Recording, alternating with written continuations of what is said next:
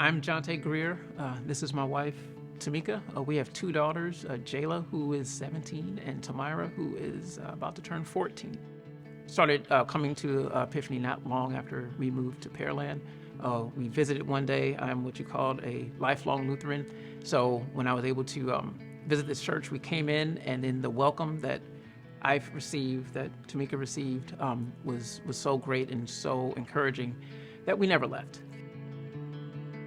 I would say one of the profound and noticeable impacts that Epiphany has had on our family is just that it has provided so many opportunities to constantly be with a community of believers and getting into the Word of God as believers. And so what that has done is on a daily basis, like you can see that footprint even in our household. We have two daughters, and you see them walk every day with the things that they have learned here, the people that they have become family with here, and it, I think, has put a footprint on our family where they live a life of service because that's all they know. They are in the Word of God because that's all they know. This loving, God-centered Epiphany culture that we see it every day. Renewal is not about the building. The building is a tool.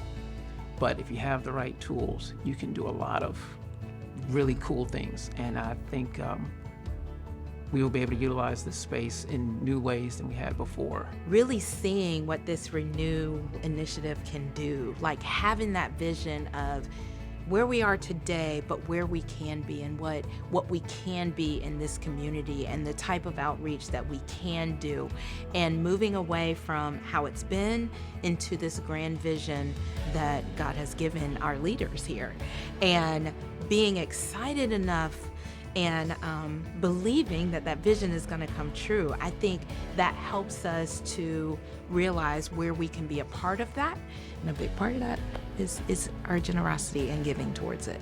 Yeah, and 100% participation where everyone's on board.